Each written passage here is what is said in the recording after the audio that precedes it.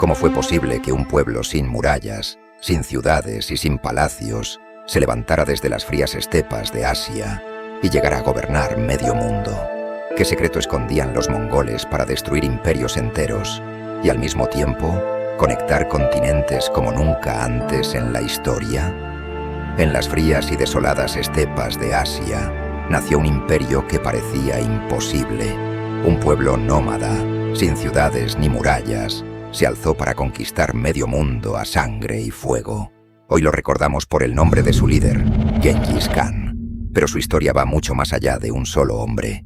Detrás de la brutalidad de las batallas existía un secreto aún más profundo. Un imperio tejido con redes de comercio, espionaje y tolerancia, que terminó uniendo continentes enteros. Este es el verdadero imperio secreto de los mongoles.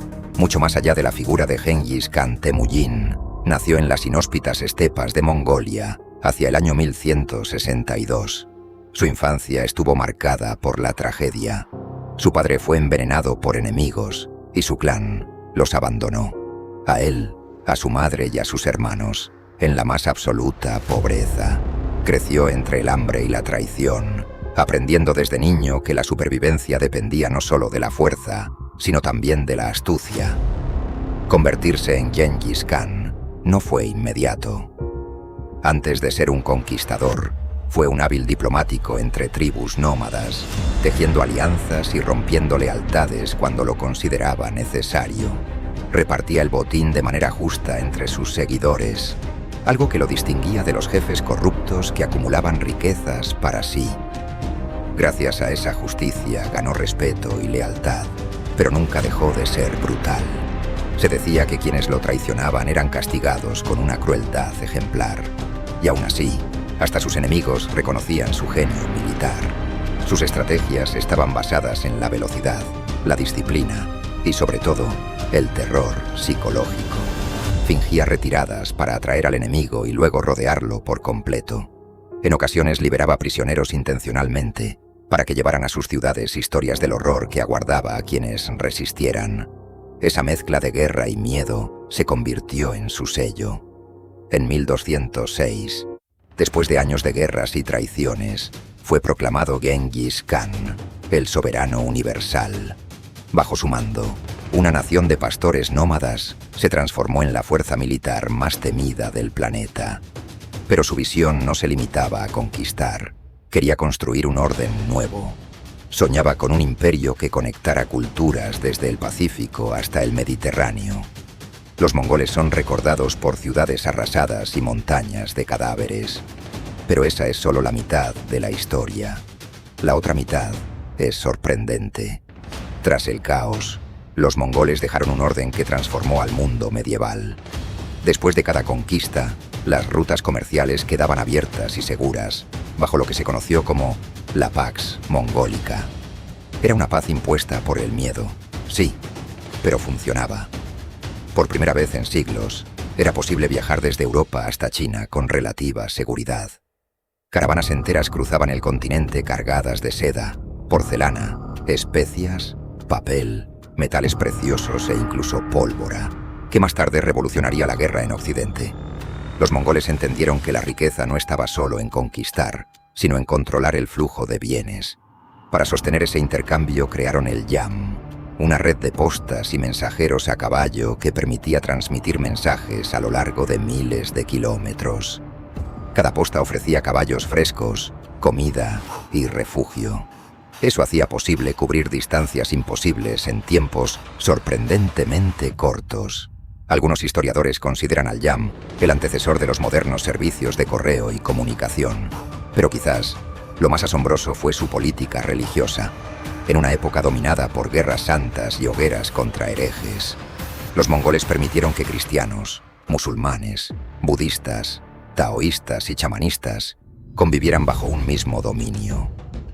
Mientras en Europa ardían las llamas de la intolerancia, en el corazón del imperio mongol, mezquitas, iglesias y templos funcionaban uno al lado del otro. El legado de los mongoles no fue solo sangre y cenizas. También fueron puentes invisibles que conectaron Oriente y Occidente, pueblos que antes se odiaban o desconocían.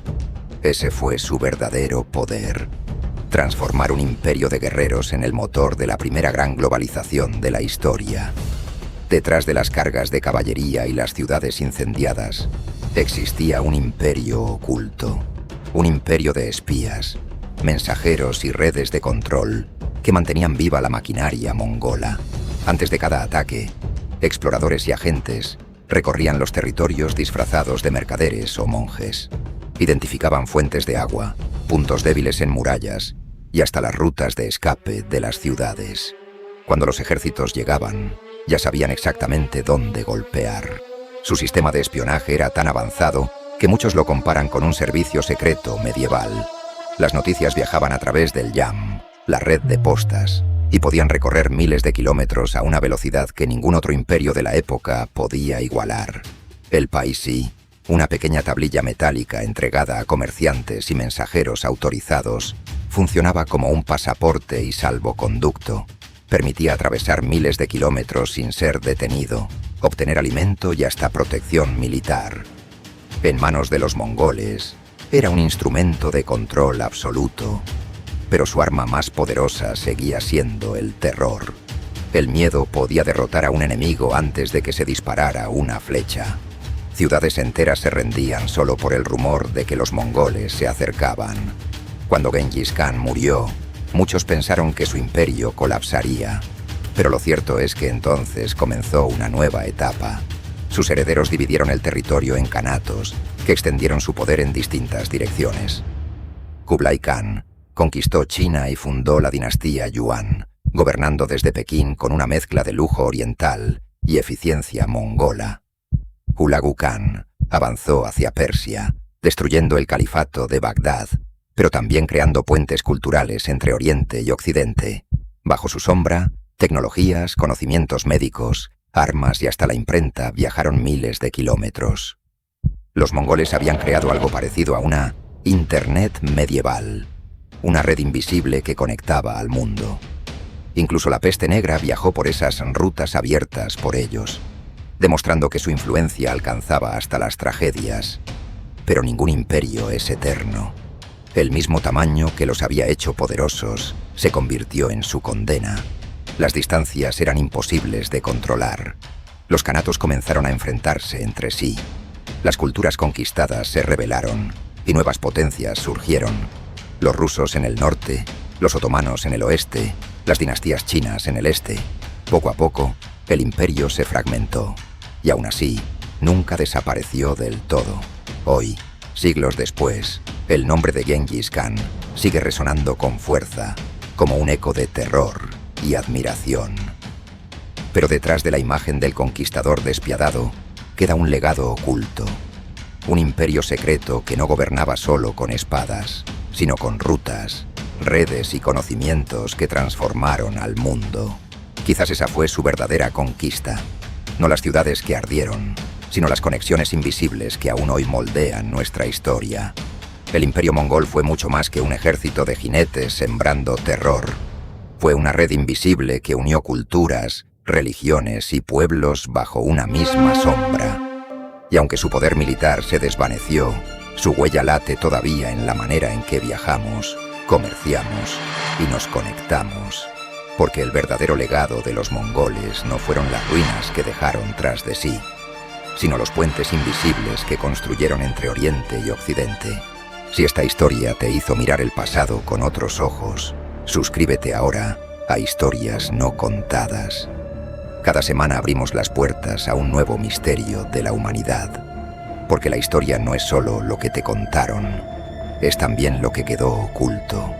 Y aquí, juntos, lo iremos descubriendo.